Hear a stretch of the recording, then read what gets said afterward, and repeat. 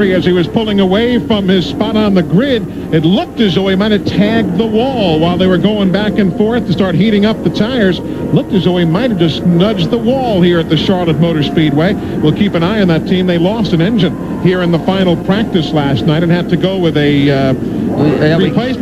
With the nose of the car. I was looking there. There's the front wing. So he clipped it pretty good. He's heading for the pits. You could see him passing the other cars, trying to get a run into the pits to see what the problem is. But that's a little unusual at that point in the race. How are you going to get the nose knocked off without... I'm not sure of that angle. How you do that without getting the right front or the right rear involved? Well, they say no. I just looked up and I said it looked like he had just nudged the wall. I couldn't quite tell, but obviously clearly didn't. As I was saying, they lost an engine last night. Had to put their Dover power plant back in the car, which wasn't ideal anyway, but it's not been their last 24 hours, that's for sure.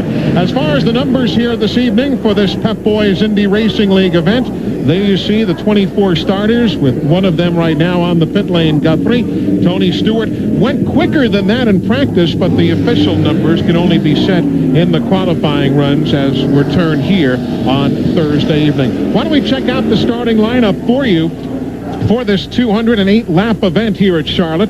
Tony Stewart, 4th pole in 7 races this year, and Greg Ray in for Billy Boat. 3rd at Texas for Kenny Brack, and Mark Dismore drives for Tom Kelly. Marco Greco had a super run at Dover, came home 3rd. There's the Dover winner, Scott Sharp.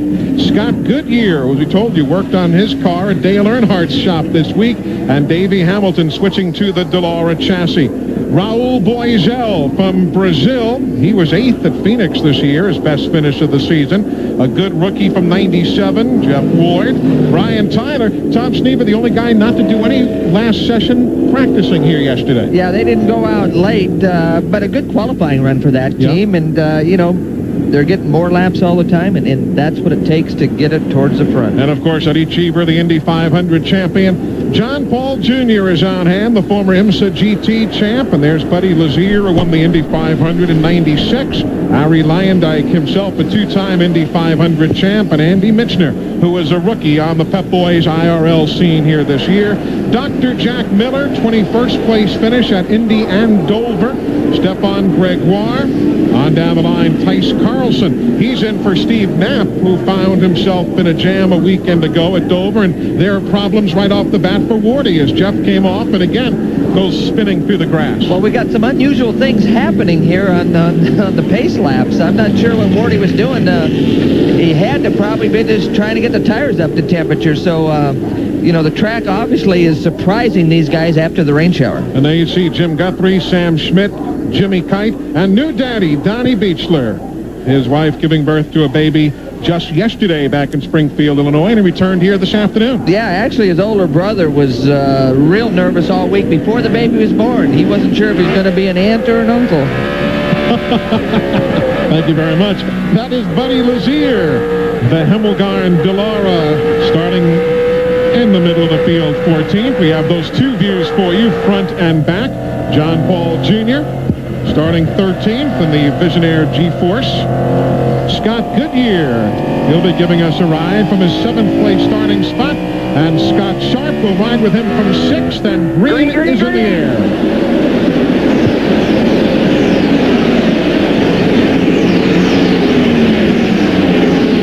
Was a little bit spread out there, Eli. I'm not sure if these guys are just being real careful trying to get these things up to speed.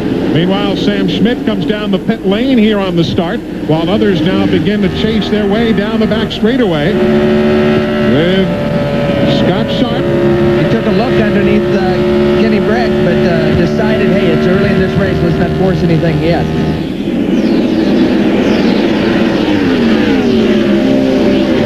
Stewart right that time didn't get the jump he wanted. No, but the Seco colors certainly did, though, for Greg Ray.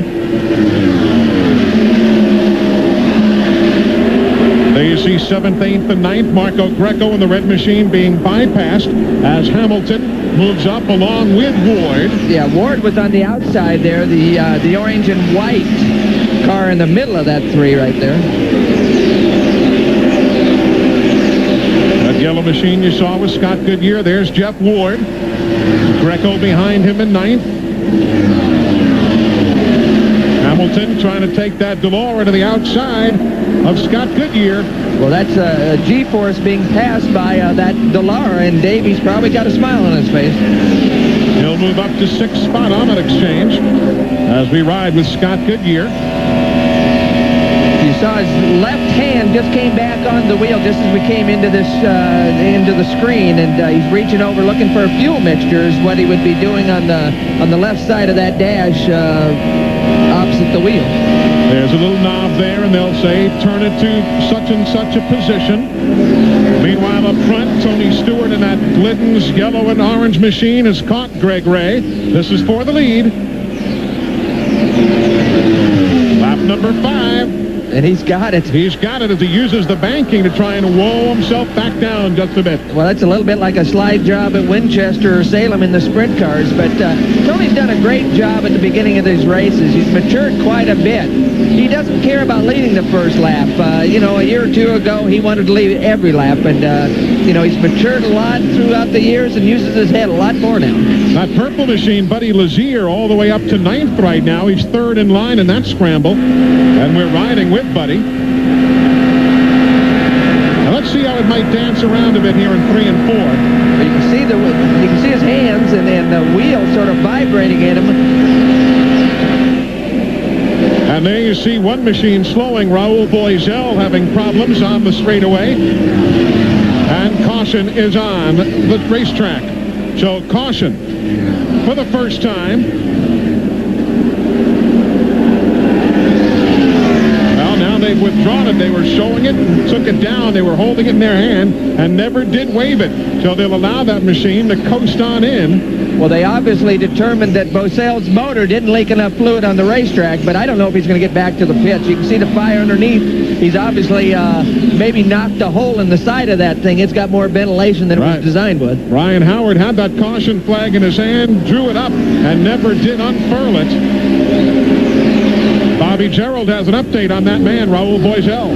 Eli, scanner communication initially indicated that it was a blown engine for Raul Boisel. If so, that would be 2 in a row because they blew an engine at Dover. He is running very slow out on the raceway right now. We anticipate him trying to coast to a stop here in the pits, but we're afraid that the engine is done, and that's going to be all she wrote for Raul Boisel here tonight at Charlotte. And now the caution is out because further checking by the IRL officials shows, as you see there, all sorts of problems. He won't make it around. There is fluid on the racetrack.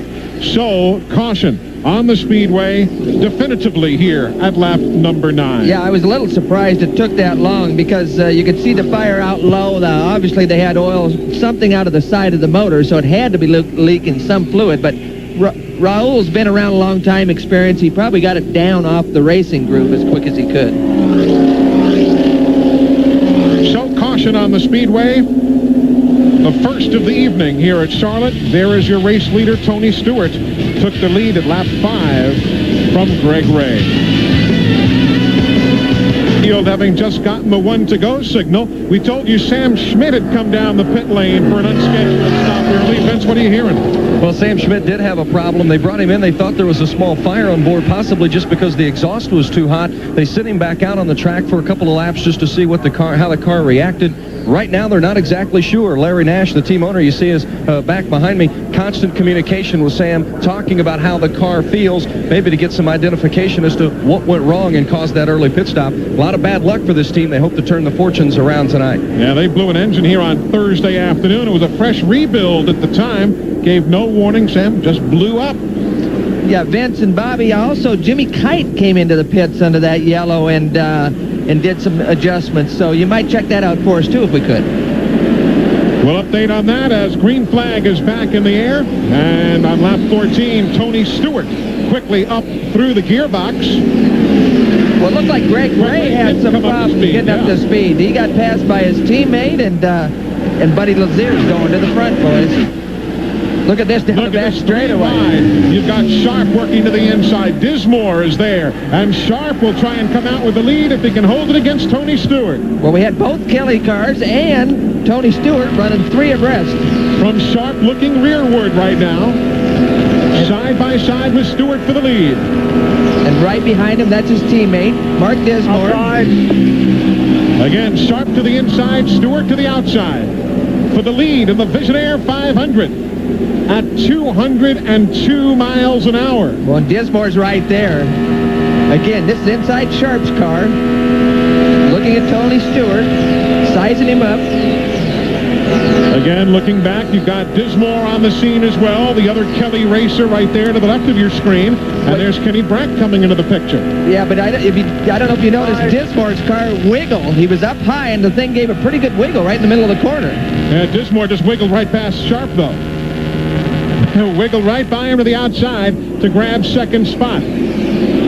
Stewart, Dismore, Sharp. Kenny Brack on the inside. Then the green machine is Ray right there swinging by. The purple is Buddy Lazier. We were worried about Greg Ray. He didn't come up to speed very well, but he's coming back to these guys.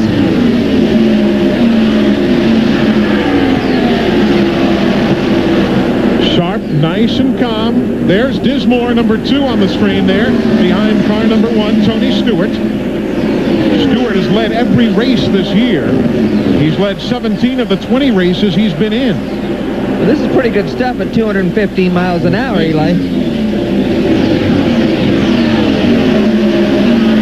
Again, there's Ray, part of that Texas connection.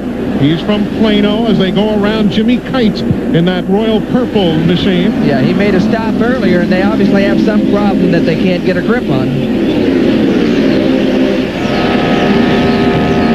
Riding again with Sharp, looking back towards Ray right behind him. Sharp is in 4th, Ray in 5th. Down the back straightaway, just entering turn 3. Hear the throttle, hearing blurping the throttle, Eli. He's just trying to get through the corner with as much pedal as he can get. Around Guthrie's machine they go, putting him a lap down. In that blue number 23. Well, again, we didn't find out what exactly happened when he knocked the nose off on the pace lap. Couldn't have been good. No. And there's the spread, 0.3 of a second from first Stewart back to Dismore in second. Dismore, of course, if you're new to IRL or Indy cars in general, he's the guy who had that horrific crash in practice back in 1991 for the Indy 500. You might remember seeing it. Totally destroyed the car, nearly did the same to his body.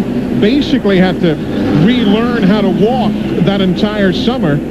And here he is back racing and racing well, of course, many years down the road. But that was a scary time for him back in 1991, as you may remember. Yeah, it really was. And this guy, look at this wheel to wheel. Oh, great battle right there. That is for 4th spot.